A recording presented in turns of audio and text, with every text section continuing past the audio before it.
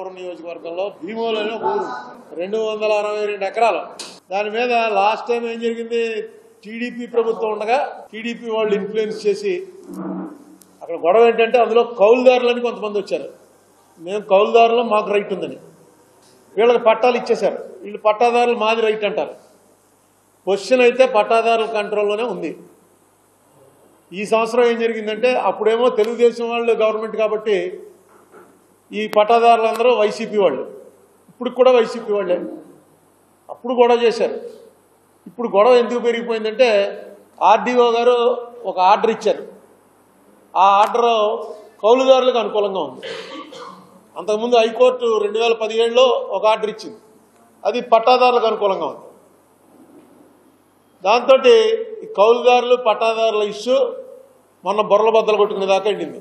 ఎందుకంటే పంట వేశారు, పంట వేసిన వాళ్ళు కోసుకోవడానికి వీలు లేకుండా రెండో వాళ్ళు ఎవరికైతే ఆర్డర్ వచ్చిందో వాళ్ళు వచ్చారు రంగంలోకి.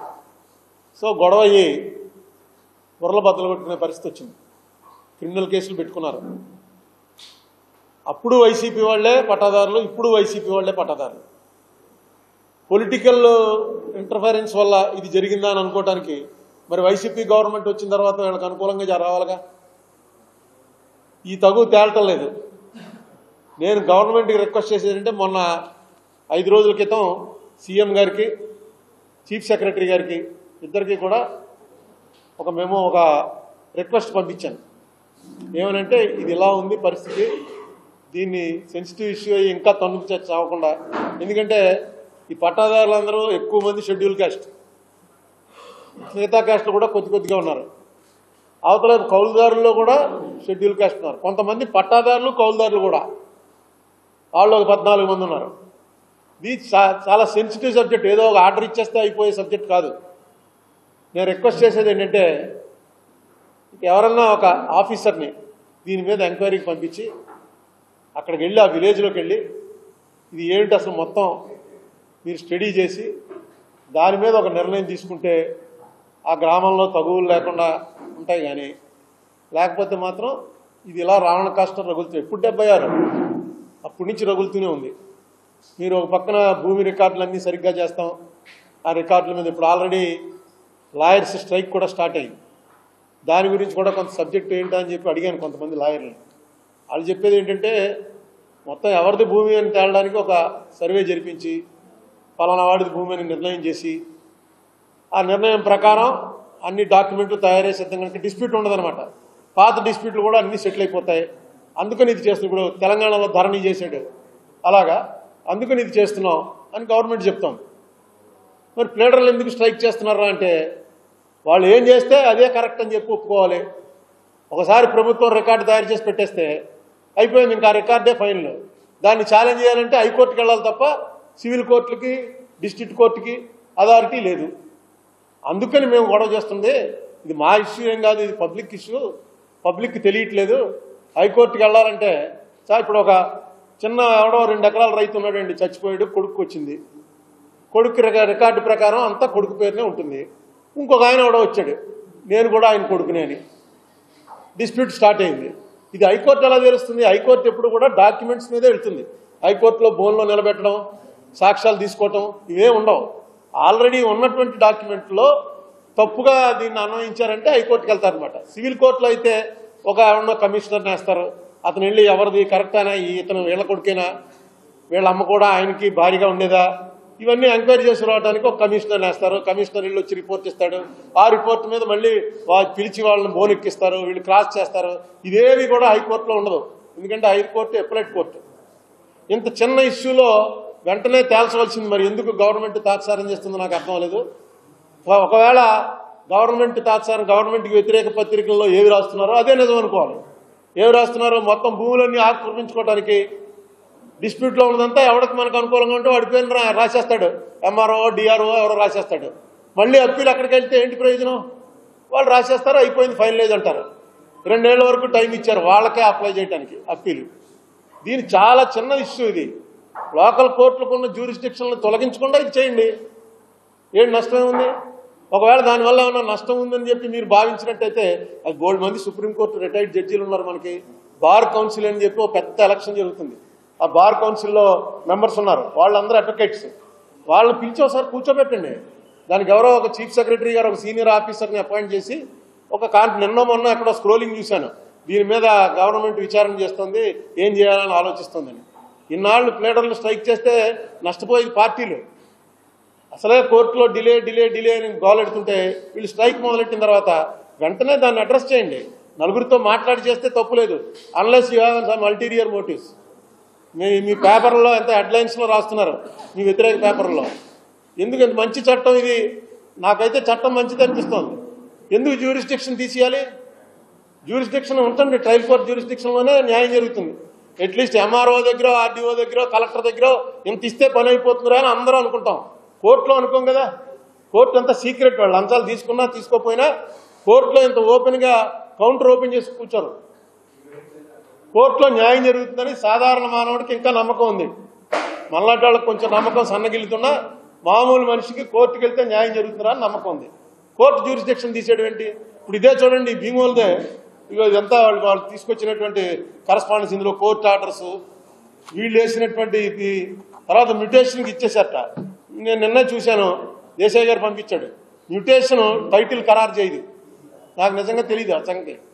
మ్యూటేషన్ చేసినంతలో టైటిల్ ఏమి ఖరారు చేయదని సుప్రీంకోర్టు జడ్జిమెంట్లో ఒక 7 జడ్జిమెంట్లు పంపించాడు దేశాయ్ గారు.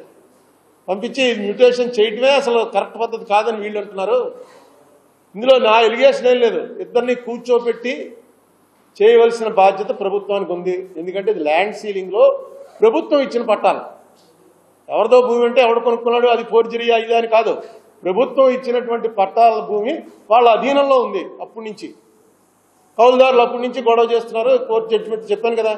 ఎవరినైనా ఒక ఆఫీసర్ని, ఒక యంగ్ ఆఫీసరు, ట్రూత్లోకి వెళ్ళగలిగిన వాడు, నిజంగా విచారణ చేయగలిగినటువంటి ఆ ఓపిక శక్తి ఉన్నవాడిని ఎవరినైనా వేస్తే ఇది చాలా సులువుగా సెటిల్ అవుతుందని నేను అనుకుంటున్నాను. అప్పుడు ఆ రోజుల్లో అయితే అక్కడ ఎకరం 500 1000 ఉండేది. ఇప్పుడు కోర్టుల్లోకి వచ్చేసింది. వాళ్ళు చెప్పే లెక్క చాలా కోట్ల లెక్క చెప్తున్నారు. సో దీన్ని చాలా సెన్సిటివ్ ఇష్యూ. మొన్న జరిగిన ఫస్ట్ వైలెన్స్ అనుకుంటాను నేను. ఇక ముందు వైలెన్స్ జరగకుండా దాన్ని కాపాడండి. అలాగే ఈ లాయర్లు బాయ్కాట్ చేస్తున్నటువంటి ఇష్యూలో ఖచ్చితంగా ప్రభుత్వం స్పందించి ఒక చిన్న పెద్ద పని కూడా కాదు, మనకు తెలుసున్న వాళ్ళు ఎవరున్నారో సుప్రీంకోర్టు, హైకోర్టు జడ్జీలు, రెవెన్యూ ఎక్కువ చేసిన వాళ్ళు, ఒక ఆయన్ని పిలిచి ఒక సెక్రటరీని కూర్చోబెట్టి బార్ కౌన్సిల్ మెంబర్లను పిలిస్తే మీటింగు ఈవేళ అనుకుంటే రేపు సోమవారం నాడు మీటింగ్ పిలిచేయచ్చు. ఈవేళ శనివారం కోర్టులు అందరూ వస్తారు. అంటే దాని మీద మీకు ఏంటి ఇబ్బంది? ఇక ఇలాంటి లీగల్ మ్యాటర్స్లో ఇంకా కొంచెం మీరు ట్రాన్స్పరెంట్గా ఉండవలసిన అవసరం ఉంది. అది ప్రభుత్వానికి చెప్తున్నా. నెక్స్ట్ చెట్లు ఎందుకు కొట్టేస్తున్నారో అర్థం అవట్లేదు. ఇప్పుడు మన ఆఫీస్ ముందు చెట్టు ఉండేది, నిన్న కొట్టేశారు. పేపర్లో రోజు చూస్తున్నాం, జగన్ గారు వెళ్తుంటే మొత్తం చుట్టూ ఉన్న చెట్లన్నీ కొట్టేస్తున్నారు. ఇది కారణం ఏంటో తెలియట్లేదు. కానీ దయచేసి చెట్లు కొట్టకండి. వీలైతే చెట్టు రోడ్డుకి అడ్డంగా వస్తే రోడ్డు తిప్పించండి పక్క నుంచి. ఎందుకంటే చెట్టును మళ్ళీ పెంచడం అనేది 100 సంవత్సరాలు పట్టేస్తుంది. పాత చెట్లు అవన్నీను. అలాంటి పాత చెట్లన్నింటినీ మీరు మొన్ననే ఏదో ఈ గ్రీన్ ట్రిబ్యునల్ వాళ్ళు ఒక ఆర్డర్ ఇచ్చాడు. మర్రి చెట్టు కానీ ఏవో 2-3 చెట్లు చెప్పి ఈ చెట్లు ఎక్కడున్నా సరే కొట్టడానికి వీల్లేదు అని. ఈ చెట్లు కొట్టకండి, ఇవి అలాగే ఉంచి అవసరమైతే రోడ్లు మార్చుకోండి తప్ప ఈ చెట్లు మాత్రం కొట్టకండి అని 3-4 వెరైటీస్ ఆఫ్ చెట్లు ఇచ్చి అలా వీటిని కాపాడుకోవడం అనేది ఎన్వైరన్మెంట్కి చాలా అవసరం. ఎన్వైరన్మెంట్ మనం బతకడానికి చాలా అవసరం. ఎందుకు కొడుతున్నారో ఒక్కసారి ఇది కూడా ముఖ్యమంత్రి గారి దగ్గర చీఫ్ సెక్రటరీ గారు ఎవరో దీని మీద తీసుకుని ఎందుకు కొడుతున్నారు అసలు? చెట్లు కొట్టవలసిన అవసరం ఏంటి? మళ్ళీ ఆ చెట్టు పెంచగలమా మనం? ఏమో ఎందుకు చేస్తున్నారో నాకు అర్థం అవట్లేదు. దీని విషయం కూడా మీ ద్వారా వాళ్ళకి తెలియజేస్తున్నాను. దీంట్లో మాత్రం వీళ్ళు కొత్తగా పెట్టినటువంటి బిల్లు టైటిల్ రిజిస్టరింగ్ అథారిటీ అని ఏదైతే పెట్టారో దాంట్లో object is to improve the system of land administration and to ensure the security of the title to the property holders. అంటే మనకు దాని మీద హక్కు పూర్తిగా ఇవ్వడం, తర్వాత ఈజీగా ల్యాండ్ అడ్మినిస్ట్రేషన్ సులువుగా చేయడం అని. అయితే exclusion of civil courts confining the jurisdiction to departmental hierarchy. అంటే కోర్టుకి వెళ్లకుండా పై ఆఫీసర్కి వెళ్ళాలి. ఎంఆర్ఓ తప్పు చేస్తే ఆర్డీఓ దగ్గరికి వెళ్ళండి, ఆర్డీఓ తప్పు చేస్తే కలెక్టర్ దగ్గరికి వెళ్ళండి, కలెక్టర్ తప్పు చేస్తే హైకోర్టుకి వెళ్ళండి. జిల్లా కోర్టుకి జ్యూరిస్డిక్షన్ లేదు అని అంటమే చాలా కష్టం. హైకోర్టుకి వెళ్ళడం అనేది మామూలు మనిషికి అందుబాటులో ఉండే పరిస్థితి కాదు. హైకోర్టుకి వెళ్ళి అక్కడి నుంచి వస్తుందన్నది. నేను ఇగో హైకోర్టులో సిబిఐ ఎంక్వైరీ అప్పచెప్పండి అని చెప్పేసింది. ఎన్నాళ్ళైంది? అలా నడుస్తూనే ఉంటుంది. అది ఏంటంటే వాళ్ళు ఎవరు తీసుకోలేదు నోటీసులు. ఒక్క చంద్రబాబు నాయుడు గారే నోటీస్ తీసుకున్నాడు, ఇంకెవరూ నోటీసులు తీసుకోవాలి. నోటీసులు తీసుకోవడం సర్వ్ చేయడానికే ఇన్నాళ్ళు పట్టింది. రేపు ఇంకా పేపర్ అడ్వర్టైజ్మెంట్ వేస్తామని కోర్టు వారిని అడిగాం. పేపర్ అడ్వర్టైజ్మెంట్ వేసి దీన్ని నోటీస్గా భావించండి అని. దానికి కోర్టు వారు రేపు ఇస్తారు. 27వ తారీఖు సోమవారం నాడు చెప్తారు ఆయన. సోమవారం మంగళవారం ఇలా కోర్టుకి హైకోర్టు అనేటప్పటికి అది ఎప్పుడు తేలుతుందో తెలియదు. ఇక్కడ ట్రయల్ కోర్టు అయితే కనీసం మనకు కనబడుతూ ఉంటారు అందరూ. మన హైకోర్టులోకి అయితే లోపలికి ఎంట్రీ ఇవ్వరు. ఇక్కడ జిల్లా కోర్టులో అయితే కనీసం మీరు దావా ఇస్తే మీ లాయర్ని పట్టుకుని వచ్చాడా లేదా, అక్కడ ఏమైనా చెప్పాడా లేదా అని చూసుకోవడానికైనా ఉంటుంది. సో ఈ exclusion of trial court jurisdiction correct కాదు. అది దాని గురించి మీరు వెంటనే చర్చించి ఏమో ఇందులో వాళ్ళకేమి ఐడియాలు వచ్చాయో ఏదైనా చర్చ కూడా ట్రాన్స్పరెంట్గా జరగాలి. ట్రాన్స్పరెంట్గా జరిగి ఇది పబ్లిక్ ఇదే మంచిది అని మీరు అనుకుని జనాలను కూడా ఒప్పించగలిగితే అప్పుడు ఓకే. డైరెక్ట్గా కోర్టుకు లేదండి పరిధి, ఓన్లీ ఆఫీసర్లకే అంటే మీకు తెలుసు కదా ఆఫీసర్ల పరిధి అనేటప్పటికి ఎలా అయిపోతుందో. మొన్న నాకు తెలుసున్న ఆయన ఒక ఆయన ఏదో ఆన్లైన్లో పెట్టించాలట. డైరెక్ట్ రెవెన్యూ మినిస్టర్ గారు ఫోన్ చేసి చెప్పాడు. చెప్పినా సరే వాళ్ళు ఎకరానికి ఇన్ని లక్షలను తీసుకునే చేశారు. అది చేయట్లే. రెవెన్యూ మినిస్టర్ గారు స్వయంగా చెప్పినా ఇది చేయండి, నాకు కావాల్సిన ఎందుకు ఇది తేడా వచ్చింది వెంటనే ఆన్లైన్ చేయండి అని రెవెన్యూ మినిస్టర్ గారు ఫోన్ చేసినా సరే వీళ్ళకి ఇవ్వాల్సింది వీళ్ళకి ఇచ్చేయాలి. అలా పెట్టేశారు ఒక సిస్టమ్. కనీసం కోర్టులో ఆ సిస్టమ్ లేదు. ఒక్కో జడ్జి ఎలా జడ్జిమెంట్ ఇస్తాడో అనేసి ఏదైనా కామెంట్లు ఉంటాయి, కానీ కోర్టులో ఎకరానికి ఎంత ఇచ్చేస్తే మనకు అనుకూలంగా ఇచ్చేస్తాడండి అని టాక్ అయితే లేదు. డెఫినెట్గా కోర్టులో న్యాయం జరుగుతుందని ఎక్కడో మూల మనందరికీ కూడా ఒక ఆశ ఉంది. సో కోర్టు జ్యూరిస్డిక్షన్ తీసేయడం అనేది కరెక్ట్ కాదని నేను కూడా అభిప్రాయపడుతున్నాను. అదే ప్లేటర్లు అందరూ చెప్తున్నారు. చెక్ అండ్ బ్యాలెన్స్ ఉండాలి. ఆ చెక్ అండ్ బ్యాలెన్స్ ఎప్పుడైతే లేదో ఆ బ్యాలెన్స్ తప్పినప్పుడు ఒకటే డిపార్ట్మెంట్ వీళ్ళదే సర్వాధికారాలు అన్నప్పుడు పరిస్థితి ఇలా వస్తుంది. ఇది తర్వాత ఇంకొకటి ఇంకా ఈ ఇష్యూ వదిలేస్తే 150 మంది పార్లమెంట్ సభ్యుల్ని సస్పెండ్ చేశారు అన్నమాట. ఏంటంటే ఎవడైతే పాస్ ఇచ్చాడో వాడిని ఏమి అసలు అడగలేదు ఇప్పటివరకు పిలిచి. పాస్ ఇచ్చిన ఎంపీని ఫస్ట్ పిలిచి ఎలా ఇచ్చేవా, వీళ్ళు ఎవరో ఏంటి కదా, నీకు ద్వారా నీకు ఎవరి ద్వారా వచ్చారు, ఎవరు పంపారు నీ దగ్గరికి, వీళ్ళేమన్నా టెర్రరిస్ట్లా, పాకిస్తాన్ స్పాన్సర్ చేస్తుందా, చైనా స్పాన్సర్ చేస్తుందా, ఎలా వచ్చారు ఫస్ట్ ఎవడన్నా మనం అడిగేది అదే కదా. ఫస్ట్ ఎక్కడైనా ఒక దొంగతనం జరిగింది మొట్టమొదటి పిలిచి వాచ్మెన్ అడుగుతాం, నువ్వు ఆ టైంకి ఎక్కడికి వెళ్ళావు, ఈ ఫ్లాట్లో దొంగలు పడ్డ టైంకి నువ్వు ఎన్ని ఏళ్ళ నుంచి పనిచేస్తున్నావు ఇక్కడ, ఏమో వాడే వాచ్మెన్నే చెప్పాడేమో పలానా ఫ్లాట్లో ఎవరు లేరు వచ్చి చేసుకుంటారని. ఇక్కడ ఎవడైతే ఇది మాకు ఎంపీలకు ఉంటుంది, మేము రోజుకి 2 ఇవ్వచ్చు పాసులు గ్యాలరీ మీదకి రమ్మనమని, ఆ 2 పాసులు చూడకుండా ఇచ్చేస్తుంటాం. ఎవడో ఫోన్ చేస్తాడు రాజమండ్రి నుంచి, ఫోన్ చేసి రామనారాయణ మాడుతున్నాను మీరు తీసుకోండి, మా తమ్ముడు వచ్చాడు వాడికి పాస్ ఇవ్వండి అని. వాడి తమ్ముడు అని ఆధార్ కార్డు ఏది ఇవేం అడగం, పాస్ ఇచ్చేస్తాం. కానీ ఎప్పుడైతే ఈ జరిగిందో వెంటనే నాకు రామనారాయణ చెప్పాడండి అన్నా ఇతని దగ్గరికి చెప్పుకోవాలి కదా. ఇతను పిలిచి అసలు పాస్ ఇచ్చిన వాళ్ళని అడగకపోతే ఎందుకు, అది ఏంటిది ల్యాప్సెస్ ఏంటని చెప్పి అన్న వాళ్ళని సస్పెండ్ చేశారు. సస్పెండ్ చేసి బయటికి పంపించేశారు. ఇంతమందిని సస్పెండ్ చేయడం నేను ఎప్పుడు చూడాలి. నేను 7-8 సార్లు సస్పెండ్ అయ్యాను ఆంధ్ర గొడవల్లో. కానీ ఎప్పుడు మేము గల్లోకి వెళ్ళారని సస్పెండ్ చేసేవారు, బయటికి వెళ్ళడం అది కూడా ఆ వీక్ దాకా. ఇది మొత్తం ఈ సమావేశాలు అయ్యే వరకు సస్పెండ్ చేశారు. ఇది ఒక ఏంటంటే ఎటు వెళ్తుందంటే ఇది నియంతృత్వం వైపు వెళ్తుంది. దీన్ని సరిగ్గా ట్యాకిల్ చేయాల్సిన అవసరం ఉంది. బీజేపీకి ఎన్ని సీట్లు వచ్చాయని కాదు, బీజేపీ డెమోక్రసీ ఫాలో అవుతుందా లేదా, డెమోక్రటిక్ వాల్యూస్ వదిలేస్తే ఇంకెందుకు, ఇక పార్లమెంట్ ఎందుకు, పార్లమెంట్లో కూర్చోవడం ఎందుకు. అసలు యాజ్ ఇట్ ఈజ్గా పార్లమెంట్లోనూ చర్చ లేదు, అసెంబ్లీలోనూ చర్చ లేదు. నిన్న మొన్న తెలంగాణ అసెంబ్లీలో చర్చ చేస్తుంటే చాలా ఆనందం వేసింది. కూర్చున్నారు, వాళ్ళు సమాధానం చెప్పారు, వీళ్ళు ప్రశ్నలు వేశారు, వీళ్ళు ప్రశ్నలు వాళ్ళు వేసినప్పుడు వీళ్ళు చెప్పారు. కూల్గా జరుగుతోంది. కొంచెం హార్సింగ్ వాడుకుని ఉండొచ్చు. ఎప్పుడు మనకి ఈ 10 ఏళ్లలో ఆంధ్రాలో ఈ చెప్పండి చంద్రబాబు 5 ఏళ్ళు, ఈ 4 ఏళ్ళు, ఈ 9 ఏళ్లలో అలా అసెంబ్లీ జరిగిన సెషనే లేదు. ఒక్కరోజు కూడా జరగలా. వాళ్ళు బాయ్కట్ చేస్తే వీళ్ళు మాట్లాడుకుంటారు, వీళ్ళు ప్రతిపక్షంలో ఉన్నప్పుడు సంవత్సరం బాయ్కట్ చేసి వీళ్ళు బయటకు వెళ్ళిపోయారు. ఈ అసెంబ్లీ ఎలక్షన్స్ వీళ్ళందరినీ ఎన్నుకోవడం, అసెంబ్లీలో పంపించడం, డబ్బు ఖర్చు పెట్టడం, చర్చ లేనప్పుడు ఇంకెందుకు. అదే జరుగుతుంది. దురదృష్టం అనమాట. తెలంగాణ మళ్ళీ మన ఉమ్మడి ఆంధ్రప్రదేశ్ ఉన్నప్పుడు ఎలా చూసేవాళ్ళం అలా తెలంగాణ అసెంబ్లీ లైవ్ ఇస్తుంటే కూర్చొని చూస్తున్నాం. ఎందుకంటే అందరూ తెలుసున్న మొహాలు కనబడుతున్నాయి, బాగా ఒకరికొకళ్ళు సమాధానాలు చెప్పుకుంటున్నారు, మాట్లాడుకుంటున్నారు. అటువంటి వాతావరణం రావాలి. మరి ఎందుకో దాని మీద పెద్ద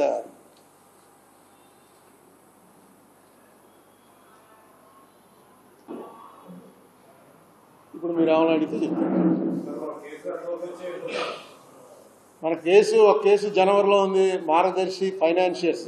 ఇక్కడ చిన్న కన్ఫ్యూజన్ ఉంది. మార్గదర్శి ఫైనాన్షియర్స్ కేసు వేరు, మార్గదర్శి చిట్ ఫండ్స్ కేసు వేరు. మూలం చిట్ ఫండ్ అయినా నా కంప్లైంట్ మార్గదర్శి ఫైనాన్షియర్స్ మీద. ఆ కంప్లైంట్ సుప్రీంకోర్టులో జనవరిలో వస్తుంది. ఒక కేసు అయిందా? రెండో కేసు ఏపీ రీఆర్గనైజేషన్ కేసు, అది కూడా వస్తుంది పోతుంది. కంప్యూటర్ పెడుతున్నారు. మేము వెళ్ళి ఆ జనవరిలో ఈ కేసుకి వెళ్ళినప్పుడే మళ్ళీ మెన్షన్ చేసుకుని ఇప్పటివరకు కేంద్ర ప్రభుత్వం కానీ రాష్ట్ర ప్రభుత్వం వేసింది. జగన్మోహన్ రెడ్డి వచ్చిన తర్వాత రాష్ట్ర ప్రభుత్వం కౌంటర్ వేశారు కానీ కేంద్ర ప్రభుత్వం వేయలే. సో ఆ కేసు అలాగే ఉంది. మూడోది సిబిఐ కేసు. సిబిఐ కేసు చెప్పాను కదా, అసలు వీళ్ళు నోటీసే తీసుకోవట్లేదు. వాళ్ళు వెళ్తే అడ్రస్ లేడని అలా ఏదో చెప్పేస్తున్నారు. సో ఇక నిన్న మొన్న మెన్షన్ చేశారు మా అడ్వకేట్, ఇది కోర్టులో మన పేపర్లో అడ్వర్టైజ్మెంట్ ఇస్తామని. దానికి కోర్టు వారు అంగీకరిస్తారా అది చూడాలి. 27వ తారీఖున తెలుస్తుందండి అన్నాడు. అవి కేసుల పరిస్థితి. ఇంకేమైనా ఉందా?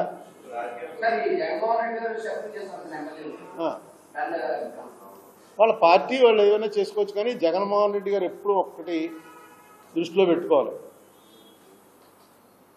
జగన్మోహన్ రెడ్డి గారు 2009లో రాజశేఖర రెడ్డి గారు చచ్చిపోగానే జగన్మోహన్ రెడ్డి గారిని సీఎం చేయమని సంతకాలు పెట్టి ఇచ్చారు. నేను లేను, నా సంతకం లేదు, నాకు తెలియదు కూడా. జగన్మోహన్ రెడ్డి గారు సోనియా గాంధీ గారి దగ్గరికి వెళ్ళి ముఖ్యమంత్రి చేయమని అడుగుంటారు, లేకపోతే ఎవరి చేత అడిగించుంటారు. ఆవిడ చేయలేదు. అది చేయనప్పుడు జగన్మోహన్ రెడ్డి గారి ఫీలింగ్స్ ఎలా ఉన్నాయో ఇప్పుడు ఎమ్మెల్యే టికెట్ తీసేసిన వాళ్ళ ఫీలింగ్స్ కూడా అలాగే ఉంటాయి. ఆయన వచ్చి వేరే పార్టీ పెట్టుకుని కాంగ్రెస్ పార్టీని మొత్తం అటు ట్రాన్స్ఫర్ చేసుకుని ఆయన ఇండిపెండెంట్గా సొంత పార్టీ పెట్టుకుని మొట్టమొదటిసారి ఏమో ఆల్మోస్ట్ దగ్గరికి వచ్చాడు. మొట్టమొదటి 12లో జరిగింది ఎలక్షన్. అప్పుడైతే 2012 బై ఎలక్షన్స్ మనం ఎక్కడ నెగ్గింది నరసాపురం, రామచంద్రపురం తప్ప అన్ని సీట్లు ఆయనే గెలిచాడు. ఇంకో విచిత్రం ఏంటంటే కాంగ్రెస్కి తెలుగుదేశంకి కలిపి వచ్చిన ఓట్ల కన్నా ఆయనకి ఎక్కువ ఓట్లు వచ్చాయి 2012లో బయటకు వచ్చేసి పార్టీ పెట్టినప్పుడు. ఎవరినైనా సరే ఒక టికెట్ మార్చడం అంటే అది చాలా అతని మనసును ఒప్పించకుండా కన్విన్స్ చేసి మార్చడం అంటే చాలా కష్టమైన పని. జగన్మోహన్ రెడ్డి గారు ఆ టాక్టిక్స్ ఉందని నేను అనుకోవట్లే. దానికి చాలా టాక్టిక్స్ కావాలి ఒక మనిషిని. ఎందుకంటే ప్రతివాడు రాజకీయంలోకి వచ్చే ప్రతివాడు ఫస్ట్ ఆలోచించేది తన గురించి. నా పోస్ట్ ఏంటి, నా పరిస్థితి ఏంటి, నా భవిష్యత్తు ఏంటి. ఎమ్మెల్యే కానివ్వండి, వార్డు మెంబర్ కానివ్వండి, ఎవడన్నా సరే నువ్వు నా కోసం త్యాగం చేయండి. పైకి చెప్తారు మేము మహాత్యాగాలు చేస్తున్నామని. త్యాగం చేయడానికి ఎవరు రారండి. ఇది ఒక అధికారం కోసం ఆ పట్టు ఉండాలని, ఒక లీడర్షిప్ క్వాలిటీ. వీడి దురదృష్టం కొద్దీ వీడు వార్డు మెంబర్ లెవెల్లోనే లీడర్షిప్ అయ్యాడు, ఇంకొకటి సీఎం, ఇంకోటి పిఎం అవుతాడు. కానీ ఇది మాత్రం మనసులో ఆ భావన మాత్రం సేమ్ అలాగే ఉంటుంది. సో ఇది చాలా పెద్దది. 100 సీట్లు మారుస్తారని, 80 సీట్లు మారుస్తారని మీరు పేపర్లో రాస్తున్నారు. అది నిజమైతే చాలా ట్యాక్ట్ఫుల్గా చేయాలి తప్ప, లేకపోతే చాలా వెళ్ళే ప్రతివాడు ఎన్నో కొన్ని ఓట్లు తీసుకుపోతాడు. మీ పార్టీకి వచ్చే ఓట్లు కొన్ని తీసుకుపోతాడు. అతను తీసుకుపోయినా పర్వాలేదు, కానీ కొత్తవాడి వల్ల అంత రెట్టింపు ఓట్లు వస్తాయి మనకి అనుకుంటే వీళ్ళు నిర్ణయం తీసుకోవాలి తప్ప, మీరు వీడికి బాగోలేదు వాడికి బాగోలేదు అని అనంతే మాత్రం ఎవరికి బాగుండదు. ఎందుకంటే అంత జగనే కదా. ఎవరన్నా ఎమ్మెల్యేకి ఏమన్నా చేతిలో హక్కులు ఉన్నాయా? ఏం లేవు. Jagan direct volunteer. ఆ వాలంటీర్కి టికెట్లు ఇచ్చేస్తే అది వేరే విషయం. వాలంటీర్లుగా ఇస్తున్నాం టికెట్లు అంటే. పార్టీ కార్యకర్తలు, పార్టీ ఇది వ్యవహారం లేదు, ముందు నుంచి లేదు జగన్కి. లేకపోయినా ఎలక్షన్ నెగ్గాడు. ఫస్ట్ ఎలక్షన్ 14 ఆల్మోస్ట్ నెగ్గేశాడు, 19 నెగ్గాడు. అందుకని చేసేది నా ఐడియా అయితే మాత్రం డెఫినెట్గా చాలా ట్యాక్ట్ఫుల్గా చేయాలి దీన్ని. ఏం చేస్తున్నారో నాకు తెలియదు, కానీ టికెట్లు మార్చడం అనే ప్రక్రియ మాత్రం, టికెట్లు మార్చకపోతే కేసీఆర్ ఓడిపోయాడు, టికెట్లు మార్చి ఇక్కడ ఓడిపోయాడు అన్నది రాకూడదు. దాన్ని జాగ్రత్తగా వాళ్ళు చేసుకోవాలి. సహజంగా జరుగుతుంటాయి టికెట్లు మార్చడం. మాకు ఏసీవై రెడ్డి గారికి మార్చేసి నాకు ఇచ్చారు టికెట్. ఏమైంది? ఓడిపోయాను. ఆయనే ఓడించేశారు. ఆయన ట్యాక్ట్ఫుల్గా పిలిచి చెప్పి, బాబు నీకు ఇంకోటి ఇస్తాం పోస్టు, ఈసారి ఇతను ఇచ్చే ఇవి కారణాలు అని ఏమన్నా చెప్పుంటే నిలబడినాము. చెప్పడానికి ఎవరు లేరు ఏసీవై రెడ్డి గారికి ఆ రోజులో. అంతే, అదే జరుగుతుంది. దీన్ని పెద్ద మీకు అందరికీ తెలియంది కాదు, నేనంటే ఎగ్జాంపుల్స్ కూడా చెప్పాను.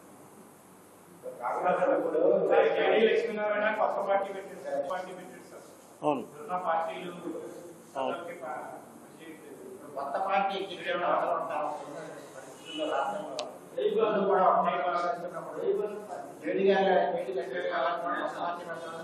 అంటే ఇప్పుడు ఒకటి జేడీ లక్ష్మీనారాయణ కొత్త రాజకీయం ఇంట్రెస్ట్ ఉంది కాబట్టి రిజైన్ చేసి వచ్చాడు ఆయన. కొత్త పార్టీ పెట్టకపోతే ఏదో పార్టీలో చేరాలి. ఏదో పార్టీలో చేరిన తర్వాత ఏముంటుంది, ఏముండదు. కొత్త పార్టీకి ఏమి ఉండకపోవచ్చు, అది వేరే విషయం. కానీ ఏదో ఒక పార్టీలో చేరిన తర్వాత ఆయన గ్రాఫే ఉండదు అసలు. Next IPS officer, corruption charges లేవు, 10 ఏళ్ళు సర్వీస్ ఉండగానే వచ్చేసినట్టున్నాడు. 10 ఏళ్ళలో 8 ఏళ్ళలో సర్వీస్ ఉండగానే వచ్చాడు ఆయన. అక్కడ మహారాష్ట్రలో కానీ ఇక్కడ కానీ ఎక్కడైనా సరే అతను ఒక మంచి, ఇంతకుముందు జయప్రకాష్ నారాయణ గారు పెట్టారు, ఆయన కూడా అంతే. ఆయన మీద నో కరప్షన్ ఛార్జెస్, మంచి ఆఫీసర్గా మనకి ఇక్కడ కలెక్టర్ చేశాడు ఆయన, మీకు తెలుసుగా, మంచి ఆఫీసర్గా పేరు. ఆయన ఒక పార్టీ పెట్టాడు. పార్టీ అంటే ముందు ఒక చిన్న సోషల్ ఆర్గనైజేషన్ పెట్టి పార్టీ కింద కన్వర్ట్ చేశాడు. ఆయన నెగ్గలిగాడు ఒక ఎలక్షన్. సరే, ఈయన కూడా అలాగవుతుందో. ఇప్పుడు కేజ్రీవాల్ వచ్చాడు. కేజ్రీవాల్ అన్ఎక్స్పెక్టెడ్ అనమాట. కేజ్రీవాల్ది అసలు, ఎందుకంటే మేము అప్పుడు ఎంపీనాం, మేము ఉండగానే ఢిల్లీలో డైరెక్ట్గా నామినేషన్ వెళ్ళి సిట్టింగ్ సీఎం మీద వేసాడు. శీలా దీక్షిత్ మీద ఎక్కాడు ఆయన, ఎమ్మెల్యే, ముఖ్యమంత్రి కాదు. ఎవరో మేము ఎక్స్పెక్ట్ చేయలే. ఇది ఏదో గొడవ బాగానే ఉంది, బాగానే చేస్తున్నాడు. అంటే అక్కడ ఎడ్యుకేటెడ్ ఎక్కువ ఉంటారు కాబట్టి ఎక్కువ మంది పబ్లిక్ సర్వెంట్స్, ఎక్కువ మంది ప్రైవేట్ వీటిలో పనిచేసేవాళ్ళు, ఈ ఓటుకు డబ్బులు ఇవ్వడం అవి ఢిల్లీలో ఉండవు. అందుకని అదొక వేవ్ కింద వచ్చింది. సో జేడీ లక్ష్మీనారాయణ గారికి పూర్తిగా పార్టీ పెట్టే హక్కు ఉంది, దాన్ని ఎవడో క్వశ్చన్ చేయలేడు. సెకండ్, ఆ పార్టీ ఎలా ఉంటుంది అన్నది ఆయన ఏం చేస్తాడో చూడాలి. నేను సీట్లు ఏమి వస్తాయని అనుకోవట్లేదు, ఎంత % ఓట్లు వస్తాయి. డెఫినెట్గా ఆ ఓట్ల మీద ఆధారపడి ఈ రాజకీయంలో, చిత్రపటంలో కొంత అవేర్నెస్ స్టార్ట్ అవుతుంది అన్ని పార్టీలో. ఇప్పుడు చంద్రబాబు నాయుడు గారు కానీ జగన్మోహన్ రెడ్డి గారు కానీ ఆనెస్ట్ గవర్నమెంట్లో నడపలేక కాదు, నడపడం వల్ల ప్రయోజనం లేదు, అందుకు నడపట్లేదు. ఇప్పుడు సేమ్ ఇవే పార్టీలు కేరళలో కాంగ్రెస్ వాళ్ళు చాలా ఆనెస్ట్ అందరం. మీకు అనేక సార్లు చెప్పాను, ఉమెన్ చాందీ అనే చీఫ్ మినిస్టర్ మీద 60 లక్షల రూపాయల ఎలిగేషన్ వస్తే ఫైరింగ్ అయ్యి చచ్చిపోయి ఆయన పదవి దిగిపోయే పరిస్థితి వచ్చింది సీఎంకి. Most honest. ఇంకా అందరిని చూస్తేనే మనం ఇలా కూడా ఉంటారా పొలిటీషియన్స్ అనుకుంటాం. చేతిలో గుడ్డ సంచి పట్టుకుని తిరుగుతాడు, ఏమీ లేదు అతనికి, ప్రాపర్టీస్ ఏమీ లేవు. చాలా మంచి పేరు ఉమెన్ చాందీ అంటే. అయిపోయింది ఒక ఎలిగేషన్ తోటి. ఎందుకంటే అక్కడంతా ఎడ్యుకేటెడ్, వాళ్ళు డబ్బులు తీసుకుని ఓట్లేదు. ఏమో లక్ష్మీనారాయణ గారు ఏం చేస్తారో, ఎవరికి ఏం చెప్తారో, ఎవరికి ఏం చెప్తుందో, ఇంకా 4 నెలల టైం ఉంది. సో నేను ఆయన నడపలేరు.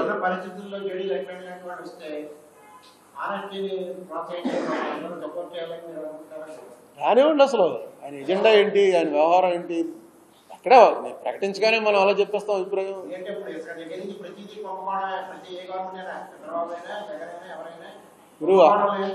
ఇప్పుడు రాజకీయం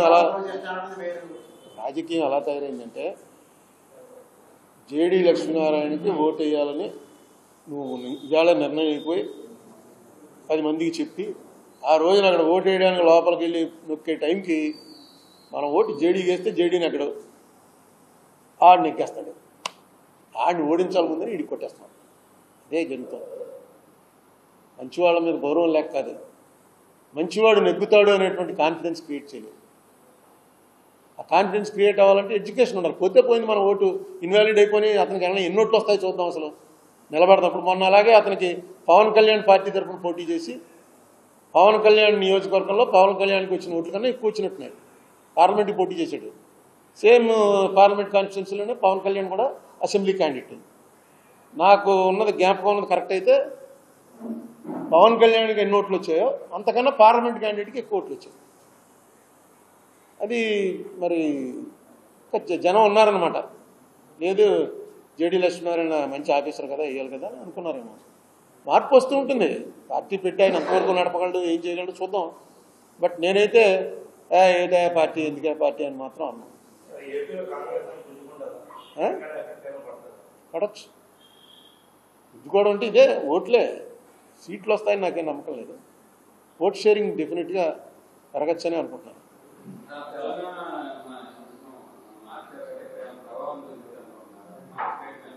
తెలంగాణ అదే ఉంటుందండి డెఫినెట్గా. తెలంగాణ మనంతా ఒకటే కదా. అంటే అధికారంలోకి వచ్చేంత ఉండదు, కానీ కాంగ్రెస్ డెఫినెట్గా బొత్తిగా 1%, 0.5% నుంచి 4%, 5%కి పెరగచ్చు. ఎవరితోనో ఎలియన్స్ వెళ్తే కొన్ని సీట్లు కూడా రావచ్చు. ఉన్నారు అందులో చాలా మంచి స్ట్రాంగ్ క్యాండిడేట్లు ఉన్నారు, కానీ పార్టీకి ఓట్లేసే పరిస్థితి లేదు.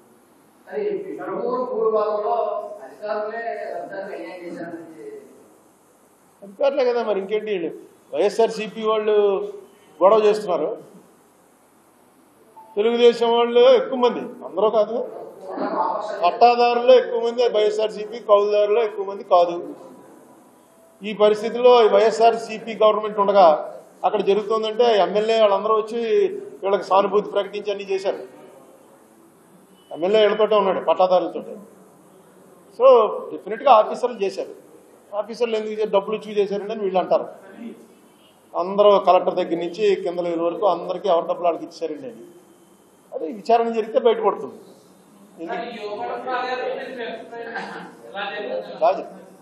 బాగా జరిగింది. యోగళం పాదయాత్ర ఏముంది, బాగానే జరిగింది.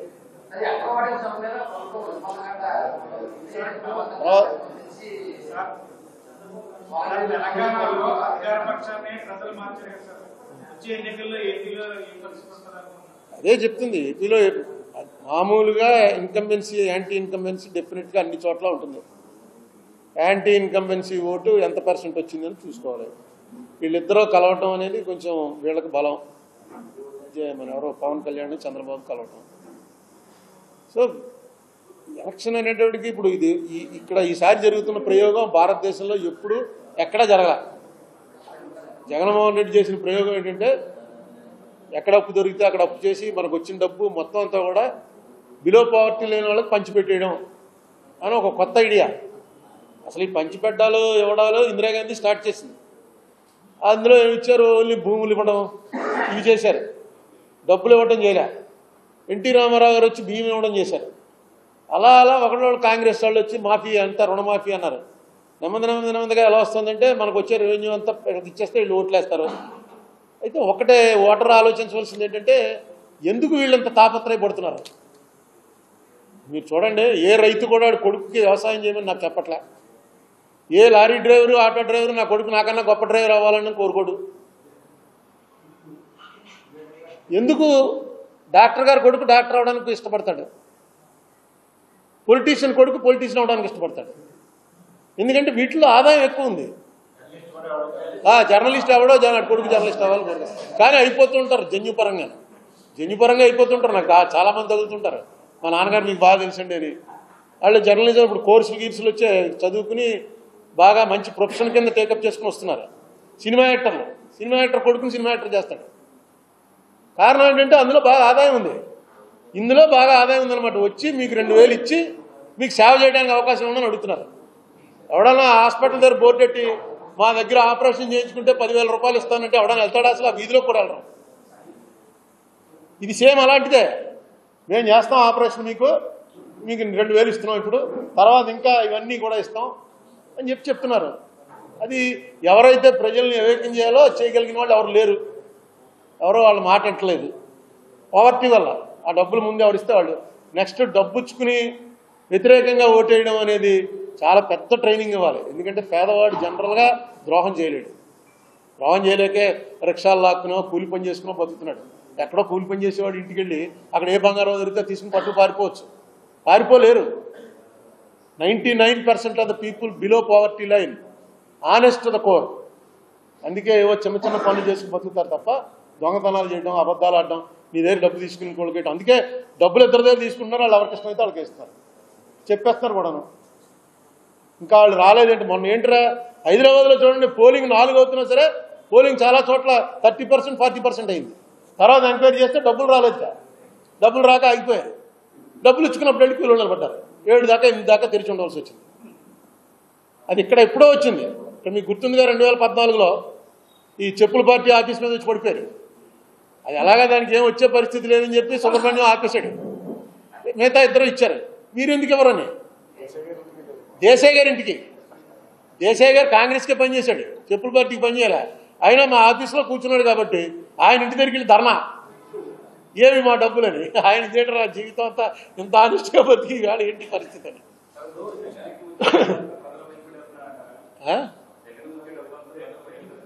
వాళ్ళకు వచ్చే డబ్బు వేరు. దేశంలో చాలా ఉన్నాయి. మీరు మహాభారతంలో ఒకసారి సంజయుడు చెప్తాడు ధృతరాష్ట్రుడికి, ఎందుకు వీళ్ళిద్దరూ ఇలా కొట్టి చచ్చిపోతున్నారు, రోజు రిపోర్ట్ ఇస్తూ ఉంటాడు సంజయుడు వచ్చి, ఈవేళ 5 చచ్చిపోయారు నీ కొడుకులు, ఈవేళ 10 మంది చచ్చిపోయారు అంటే ధృతరాష్ట్రుడు అడుగుతాడు, ఏంటిది అసలు ఇలా కొట్టు చచ్చిపోవడం ఏంటి, గొడవ ఏంటంటే భూమి కోసం నాయన, ఈ భూమిలో మణులు ఉన్నాయి, వజ్రాలు ఉన్నాయి, వైడూర్యాలు ఉన్నాయి, నీ బొక్కసం కోసం దాంట్లో ఉన్న డబ్బు ఉంది, రాజులు కొట్టుకునేది ఎప్పుడైనా సరే దీనికోసమే కొట్టుకుంటారు, ఇది సహజం, సృష్టిది అన్నాడు. చదువుతుంటే నాకు అనిపించింది ఇప్పుడు కూడా అదే, మనకో మన వాళ్ళకో మంచి చేసుకోవటం కోసం ప్రజల ఓట్లు రావటం. పూర్వం ఏమో బాణాలు కత్తులు అవి వేసుకెళ్ళి గన్లు వేసి పేల్చుకునేవారు, తీసి ప్రజలకు డబ్బులు ఇస్తే ఓటు మనకు కొడతాడనమాట. అదే ఆయుధం వాడి చేతిలో. ఆయుధం ఉన్న ప్రజలు మనకు ఎక్కువ ఉంటే మనం గెలుస్తాం. ఏమండి అప్పుల విషయంలో ఎఫ్ఆర్బిఎం అది దాటితే ఎవ్వరో, అతను ఎఫ్ఆర్బిఎం దాటలేదు, వేరే చోట చేస్తున్నాడు అప్పులు, వీళ్ళు చెప్పలేకపోతున్నారు. ఎందుకంటే నీ టైంలో ఏం జరిగింది అని టక్కని తీస్తున్నారు. మన దురదృష్టం ఏంటంటే ఇక్కడే ఇదంతా కూడా ఓన్లీ ఆంధ్రాలోనే ఈ దెబ్బలాట, అసెంబ్లీలో దెబ్బలాడుకోరు. మళ్ళీ వాళ్ళు పోనీ తెలంగాణ వాళ్ళు అసెంబ్లీలో దెబ్బలాడుకుంటున్నారు డాక్యుమెంట్ చూపించి. ఇవాళ చూశాను పేపర్లో, సాక్షి పేపర్లో అనుకుంటాను, కింద వేస్తుంటాడు చిన్న బాక్సులు వేసి చిన్న చిన్న మాటలు రాస్తారు. అందులో ఒక ఎకనామిస్ట్ రాశాడు, 2014 నాటికి 54 లక్షల కోట్ల అప్పు భారతదేశానికి, ఇప్పుడు అది 2,05,00,000 కోట్ల అప్పు. ఎక్కడ 54 లక్షలు, ఎక్కడ 2,05,00,000 కేంద్రం చేసిన అప్పు. చంద్రబాబు నాయుడు గారు కానీ జగన్మోహన్ రెడ్డి గారు కానీ ఎవ్వరూ చస్తే కేంద్రం ఎలా చేస్తుంది ఏంటని అడగరు. చస్తే మాట్లాడరు. అది ఆయన అప్పు చేశాడు, ఈయన అప్పు చేశాడు అని. దాంతోపాటు కేంద్రం కూడా ఇలాగే దేశాన్ని అంతా అమ్మేస్తుంది, ఇలా అప్పులు పాలు చేస్తుంది అని ఒక్క మాట అనరు.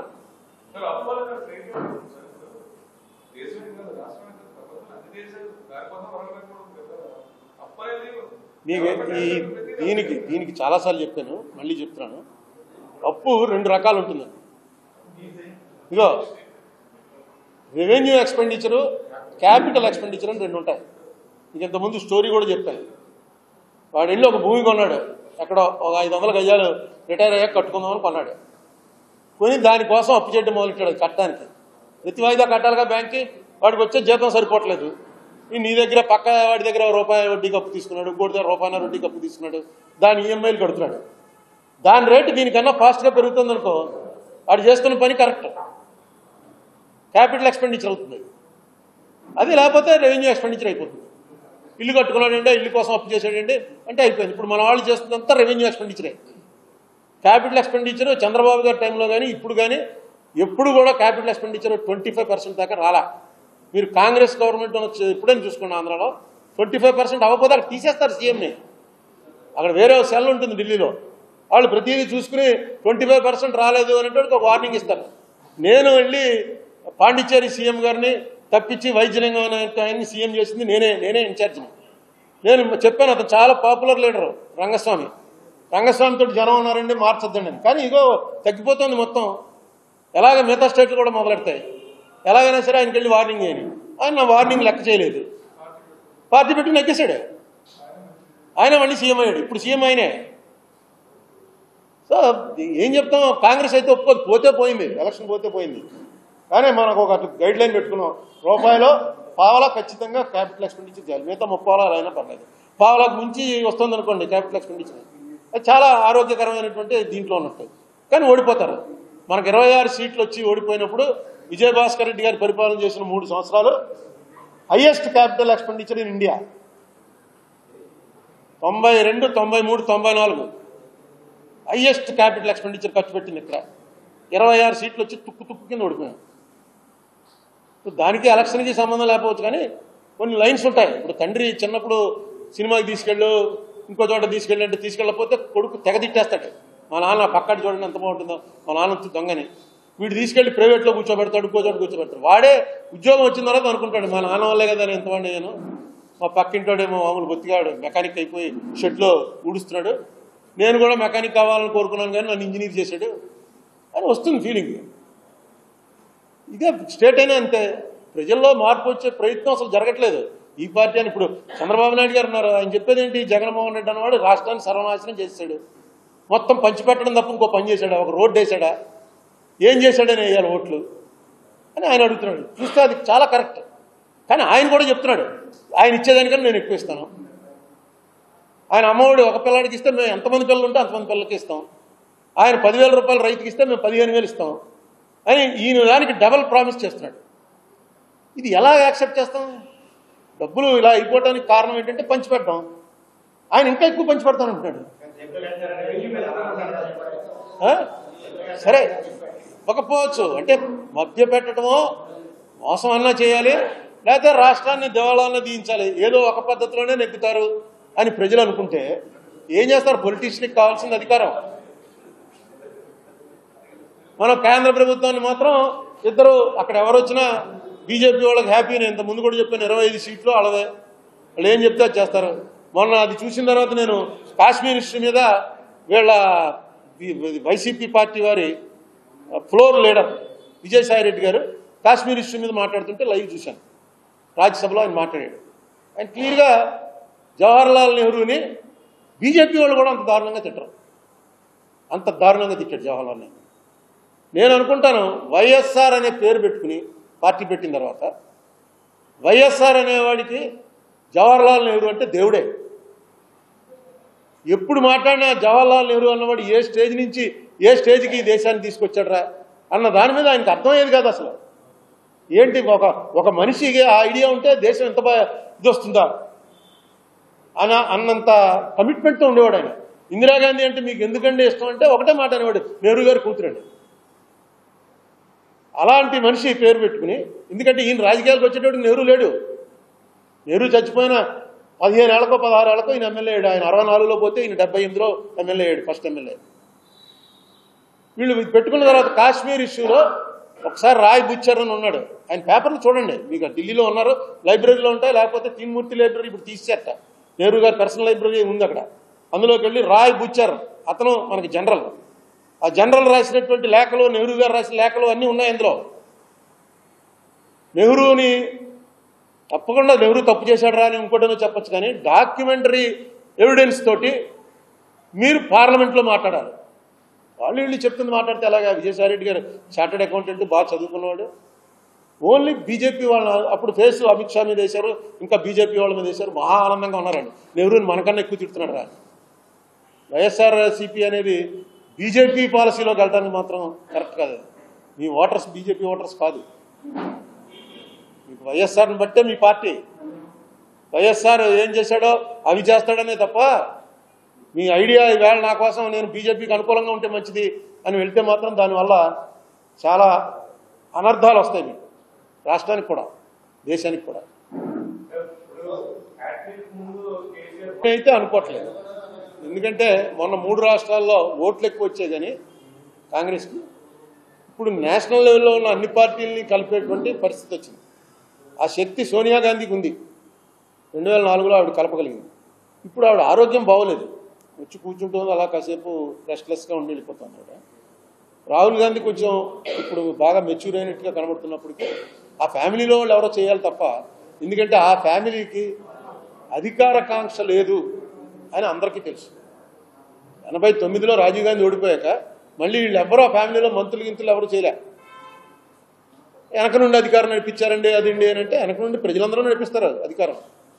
ఆ పదవి వ్యామోహం వాళ్ళకి లేదు, ఎందుకంటే మోతీలాల్ నెహ్రూ నుంచి చూస్తున్నారు. మోతీలాల్, జవహర్లాల్, ఇందిరాగాంధీ, రాజీవ్ గాంధీ అంతమంది ఉండి వాళ్ళకేం ఉండదు. మనకి 10 ఏళ్ళు చేసేటప్పటికే చిరాకేసి వచ్చేస్తే వాళ్ళకి ఇన్నేళ్ల నుంచి పుట్టినప్పటి నుంచి ఇదే గొడవ, ఎవరితో మాడకూడదు, ఇటు చూడకూడదు, అటు చూడకూడదు. గన్మెన్లు స్కూల్కి వెళ్ళడానికి లేదు, ఇంటికే మాస్టర్ వస్తాడు. ఏంటి బతుకు?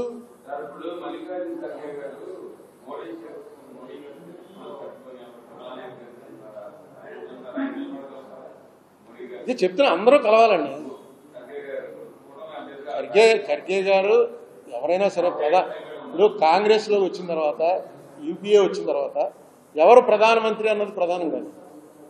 వాళ్ళు ఒక ఇది రాసుకుంటారు, ఏంటి ఏం యాక్షన్స్ తీసుకోవాలి.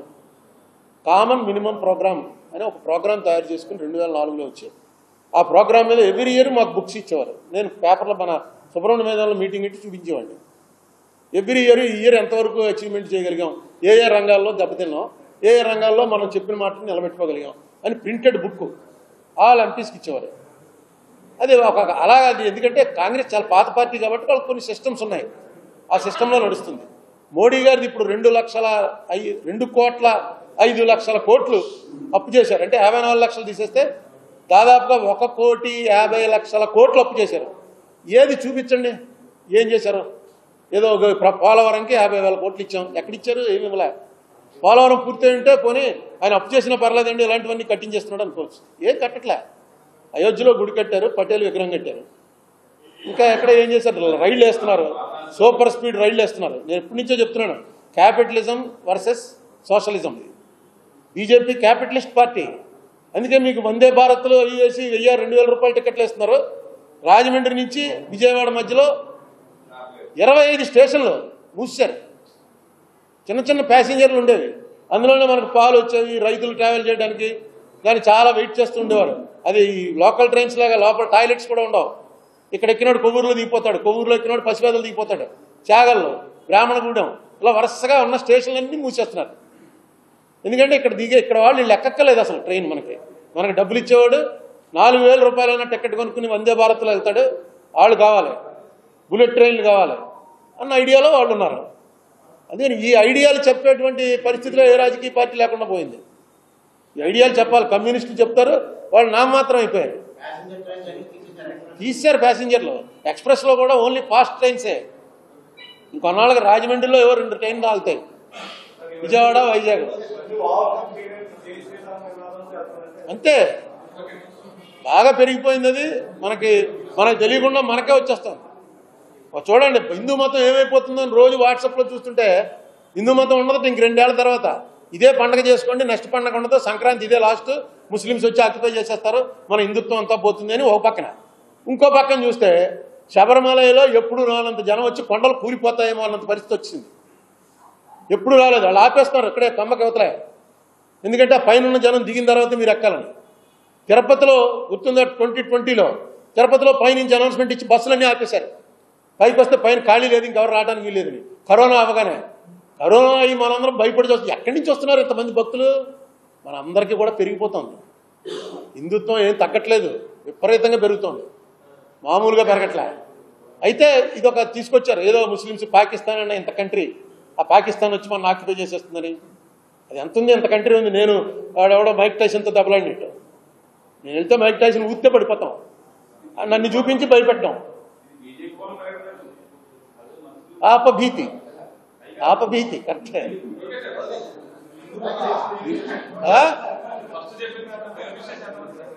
ఏది 262 ఎకరాలకి 56 మంది పట్టాదారులు, 14 మంది కౌలుదారులు. వస్తుంది. ఎన్ని? 345 ఎకరాల్లో తాడిపూడికి, చింతలపూడికి, పోలవరంకి చేయగా 262.82 ఏకర్స్ మిగిలింది. మీరు ఇచ్చిన లెక్కే. నాకు ఇచ్చిందేమో 56, 14 ఇచ్చారు. అది రోజు కరెక్ట్ చేయండి. ఎంత? 114 మంది పట్టాదారులు, 32 మంది కౌలుదారులు. 56, 14 చెప్పాను, అది మార్చండి. గారు ఎంపీ చేశారు, ఆయన ఎమ్మెల్యేకి పంపారు. నేను ఎమ్మెల్యే పోటీ చేసి ఓడిపోయాను, నన్ను ఎంపీకి పిలిచారు. రామసంజీవరావు గారు యునానిమస్గా ఎమ్మెల్యే అయ్యాడు. కాకినాడ రామసంజీవరావు గారు, మల్లిపూడి రామసంజీవరావు. ఆయన తీసుకొచ్చి 77లో ఇంకా 77లో ఎంపీ చేశారు.